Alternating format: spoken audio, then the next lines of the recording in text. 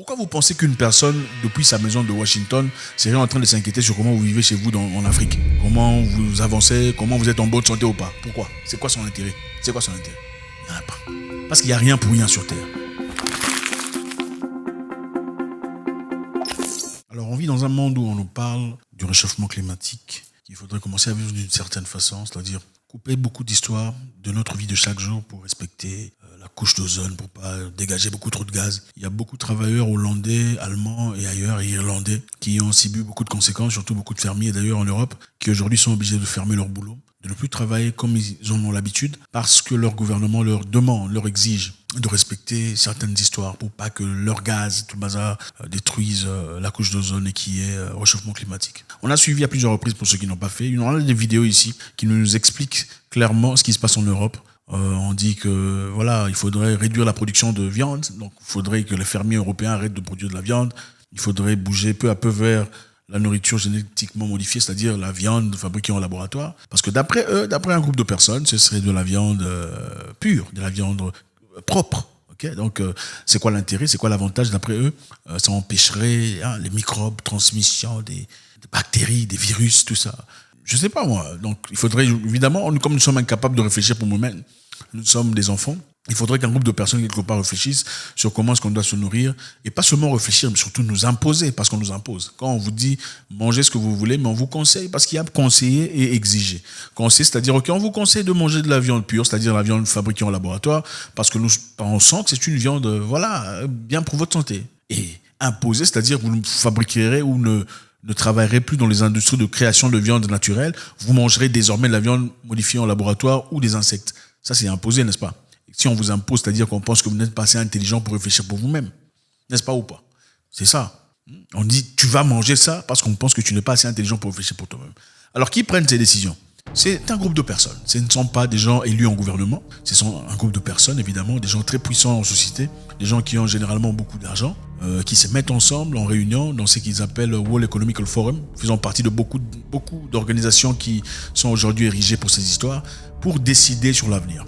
À sa création, la World Economic Forum, c'était pour unir les nations, pour réfléchir sur le futur, comment apporter la paix, comment créer de la production, comment est-ce que les pays vivraient en communauté. Mais peu à peu, on réalise que ça a beaucoup plus d'impact que ça.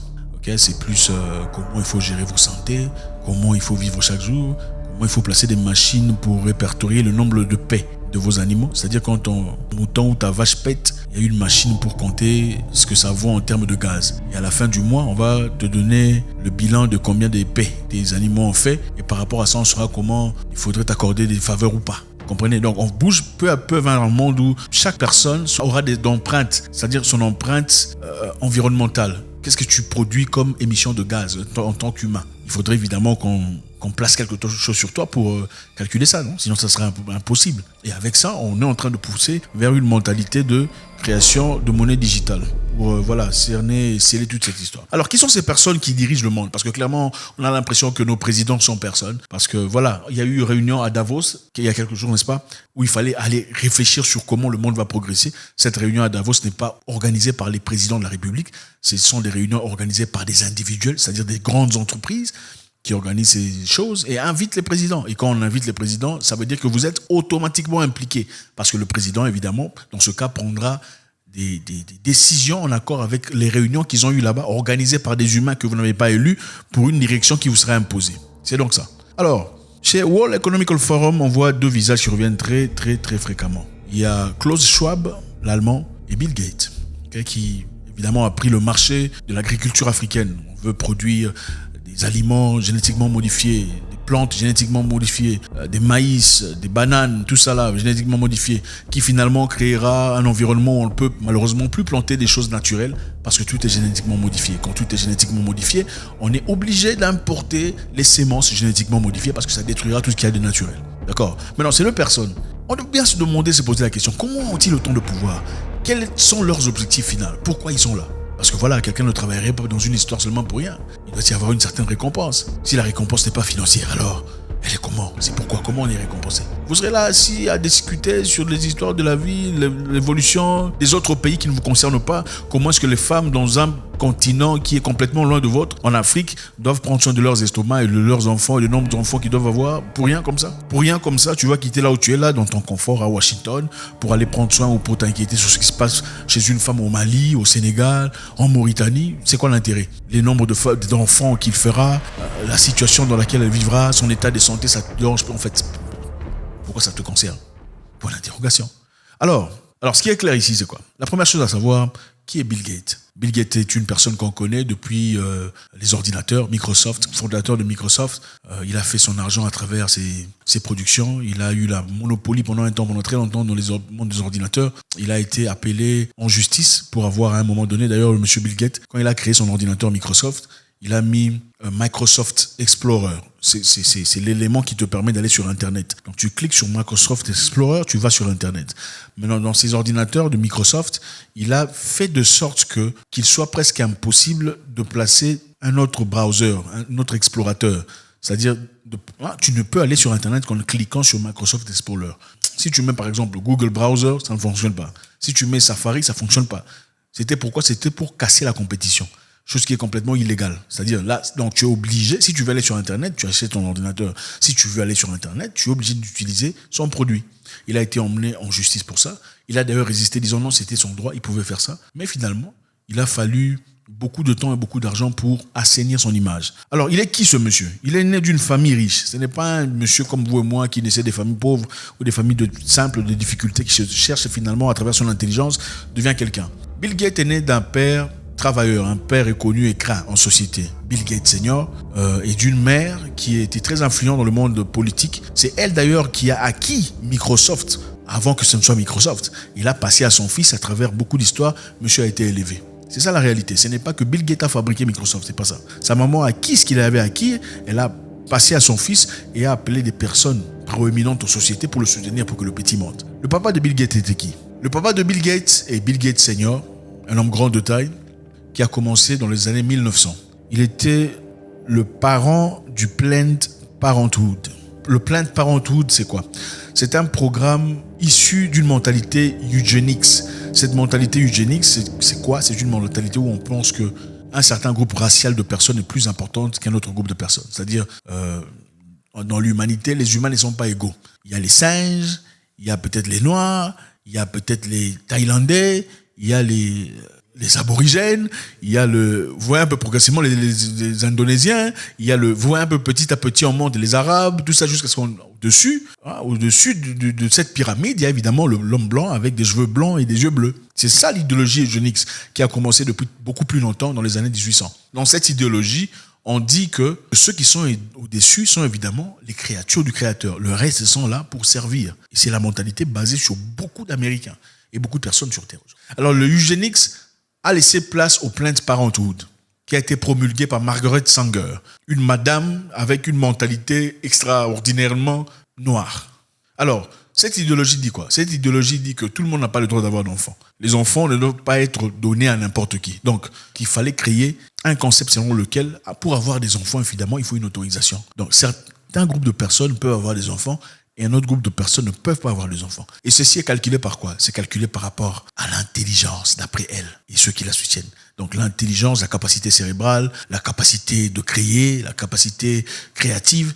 Et dans ce cas-là, évidemment, dans ce monde, en ce moment-là, comme il n'y avait que des Blancs qui pouvaient breveter leurs histoires, les Blancs qui ne pouvaient que créer et fabriquer, souvent en étouffant les créations des Noirs qui étaient derrière eux. Donc ce groupe, évidemment, de personnes était un groupe de Blancs, yeux bleus, cheveux jaunes. C'est eux au top de la chaîne de l'eugénique. Donc, le Planned Parenthood, dans ce cas, dit toute personne n'ayant pas les capacités, les qualités top-notch, toutes les personnes qui sont handicapées ne peuvent pas avoir d'enfants. Les aveugles ne doivent pas avoir d'enfants. Les débiles mentales, ou peu importe comment vous les appelez chez vous, ne peuvent pas avoir d'enfants. Les personnes handicapées, mentales, ne peuvent pas avoir d'enfants. Donc, seulement un groupe spécifique de personnes peut avoir d'enfants. C'est ça le eugénique, soutenu par Margaret Sanger, et aussi parenté par le papa de notre grand ami, Bill Gates. Donc, l'objectif final du Planned Parenthood, c'était de créer des cliniques d'avortement. Vous avez compris. qui permettent et qui facilitent. Donc, ouvrons ça sous rapport de... il faut savoir organiser sa vie, il faut avoir autant d'enfants que nécessaire. Ce n'est pas nécessairement important d'avoir des enfants, mais si vous venez ici chez nous, on vous donne ce qu'il faut prendre pour éviter d'avoir tout ça. Mais en attendant, en contrepartie, on vous offre de l'argent. Ou en contrepartie, on vous offre de faveurs. Ou en contrepartie, on vous offre de crédit ou des facilités sociales. Et évidemment, quand vous dites aux gens, vous venez prendre ça, ça vous permettra de gagner en retour de l'argent, des crédits, des avantages sociaux. C'est quel groupe de personnes qui viendra? C'est le groupe des personnes qui sont pauvres, évidemment. Quand vous dites, en vous donnant ce médicament, vous buvez, on va vous donner aussi de l'argent, des crédits, des prêts, des facilités bancaires, de l'assurance, des crédits sociaux. Qui viendra? Les riches viendront? Ils ne viendront pas. Parce qu'ils ont déjà l'argent, le crédit, les facilités bancaires. Ceux qui viendront, évidemment, c'est le groupe des personnes qui sont faibles, qui n'ont pas ces éléments-là. Et ce sont exactement ce groupe de personnes-là qu'on était en train de cibler dès le départ. Aujourd'hui, dans les communautés noires américaines, afro-américains, le Planned Parenthood bat son plein. C'est là-bas qu'il y a la grande majorité des gens qui ne peuvent pas. Évidemment, on l'a déguisé aujourd'hui comme autre chose, mais c'est ça l'objectif final. Encore une fois, pourquoi vous pensez qu'une personne, depuis sa maison de Washington, serait en train de s'inquiéter sur comment vous vivez chez vous en Afrique? Comment vous avancez? Comment vous êtes en bonne santé ou pas? Pourquoi? C'est quoi son intérêt? C'est quoi son intérêt? Il n'y en a pas. Parce qu'il n'y a rien pour rien sur Terre. Ça, c'est simplement une partie du passé de notre ami. C'est lui son père. Maintenant, combien de gens se retournent contre la mentalité de leur père? Combien de personnes ont déjà dit, ou ont entendu dire, moi, je n'aime pas mon père, c'est quelqu'un de mauvais, je suis contre tout ce qu'il a fait. Très rares sont ces personnes. Donc, on ne peut pas parler, dans ce cas, de son objectif final. Notre ami Klaus Schwab, une personne très influente, très respectée par les présidents européens et américains, et aussi au président canadien, qui sont en train justement de diriger cette mentalité de World Economic Forum. Klaus Schwab, il est d'origine allemande. Il est né d'un père au nom de Eugene Schwab, né en 1898. Eugene Schwab était un promoteur de la machinerie nazie. C'était un homme intelligent qui travaillait dans l'industrie des créations d'armes de destruction massive pendant l'époque nazie, pendant l'époque de la guerre des Allemands contre le reste du monde. Son objectif, évidemment, était de soutenir cette même idéologie qu'on a présentée plus tôt, mais une idéologie beaucoup plus puissante. Vous comprenez la guerre de l'Allemagne. L'Allemagne avait pour objectif de surplomber sur le reste. Parce qu'évidemment, dans leur mentalité, ceux qui étaient au plus haut du pyramide étaient les personnes que vous connaissez. Eugene Schwab, père de Klaus Schwab, ingénieur, était le managing director de Vandersburg Turbine. C'est lui qui dirigeait et manageait ce groupe de création de destruction massive. Après la guerre, son travail atroce était apprécié par les Américains. Ouais, vous savez, généralement, pendant la guerre, quand vous combattez quelque chose, vous combattez quelqu'un, vous voyez comment il opère, vous commencez à examiner comment il a fait. Vous étudiez, c'est comme ça qu'ils font généralement. Ils veulent étudier pour savoir comment ils ont fait pour accomplir ça.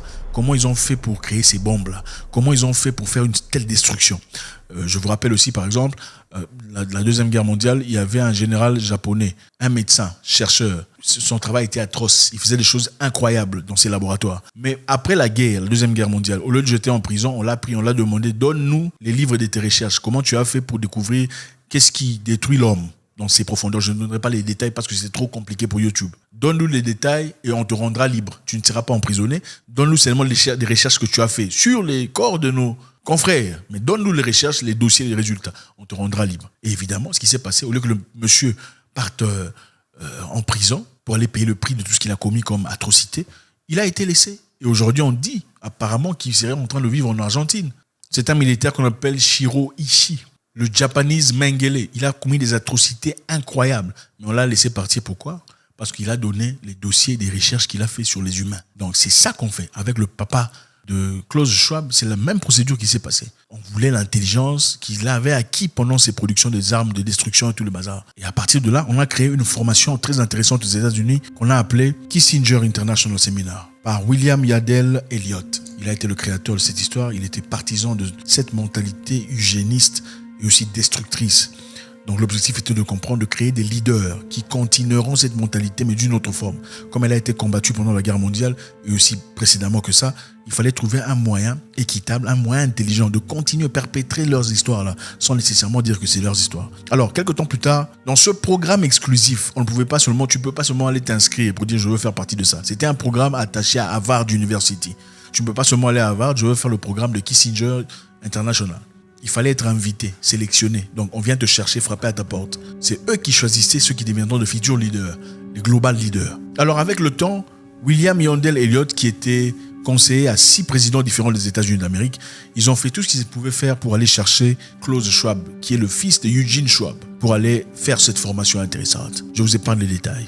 Il y a beaucoup de choses qui se sont passées après. Et justement, avec le temps, comme vous le voyez, c'est une formation exclusive qui se fait à Harvard pour des gens qu'on vient choisir. On ne vient pas toquer à la... C'est eux qui viennent vous choisir. Un programme secret, exclusif à un certain groupe de personnes pour promulguer une certaine mentalité. Aujourd'hui, la World Economic Forum a aussi créé son programme de Global Leaders. C'est un programme où on choisit les jeunes. Macron a fait partie, Trudeau a fait partie et beaucoup d'autres personnes. Le président, la présidente de la Nouvelle-Zélande. Regardez comment ils ont géré leur histoire pendant ça, de manière très identique. C'est la mentalité qu'ils créent. Donc, c'est-à-dire, ils apportent ensemble, ils attirent ensemble des présidents jeunes. Parce que vous comprenez, la jeunesse est très importante. Quand vous mettez une certaine mentalité dans la jeunesse, vous pouvez être sûr qu'elle va avancer. Par rapport aux vieux, qui sont beaucoup plus compliqués à gérer. Alors, on cherche des jeunes pour devenir des leaders du global leadership. Les jeunes qui pourront perpétuer leur plan d'action jusqu'au futur. Alors, c'est pour dire, nous sommes ici dans un contexte où un groupe de personnes dirigé par Klaus Schwab, qu'on appelle World Economic Forum, ont été créés dans l'objectif d'unir les gens sur le plan économique, sur le plan global, sur le plan avancement et progrès. Mais bizarrement, avec le temps, ça a changé de forme, ça devient plus sur le plan sanitaire, comment il faut faire pour bloquer ça, comment il faut faire pour bloquer ça, il y a un autre ça qui arrive, et ça devient compliqué. Et finalement, il faudrait faire ça à tout le monde. Et comme vous le savez, le monsieur plus tard, chargé des ordinateurs, avait dit dans des discours précédents, disant que nous savons, le monde est en train de traverser un moment compliqué. Il y a beaucoup trop de, toi et moi, qui justement polluent tout ça. Il faudrait chercher un moyen de sauver la Terre. Et pour sauver la Terre, il n'y a qu'un seul moyen. Et c'est clair, on n'entrera pas dans les détails, vous le connaissez. Je pense qu'il est important de comprendre le passé pour comprendre où on va. Pour comprendre où on va, il faut savoir d'où on vient. Nous avons ici 2 personnes élites, très forts, très puissants, très influents. Des gens qui dirigent et qui donnent des décisions à nos présidents, c'est clair. Qui sont là, mais qui sont issus de quel genre de famille? Eugénistes. Des gens qui pensent qu'il y a un groupe de personnes élites à la tête, qui ont tous les droits. Et leur mentalité, l'eugénisme a créé le Planned Parenthood qui dit, sans vraiment le dire, que certaines personnes, certains groupes de personnes ne peuvent pas avoir des enfants. Un certain groupe de personnes, les handicapés, je ne dirai pas le nom, tout ça là, les gens qui sont déséquilibrés mentaux, les gens ne peuvent pas avoir des enfants. Donc il faut trouver un moyen d'aider. Vous avez compris? Seulement un groupe bien élu, un groupe sélectif, des gens bien tout ça, taillés sur le volet, doivent avoir des enfants. Et c'est eux qui nous présentent cette histoire selon laquelle on veut sauver le monde. Ici, on ne vous dit pas que c'est pas une accusation. C'est à vous seul de faire vos recherches et comprendre dans quel monde on vit. Okay? Il ne faut pas croire Zach moins que ça. Il faut aller faire vos recherches. Il faut faire vos recherches et vous donner vos propres conclusions.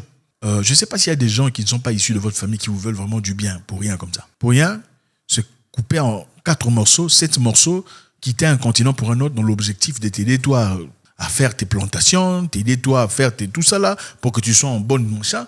Je ne sais pas si on peut faire ça gratuitement, parce que généralement, on ne vous demande rien, n'est-ce pas? Donc, pourquoi je viendrais chez toi pour te demander d'améliorer ta maison pour rien? Point d'interrogation. Il faut se poser des questions. Klaus Schwab est très influent. Mais regardez son passé, je pense que c'est important. Monsieur l'autre là est très influent. Mais regardez son père et son histoire. C'est très important.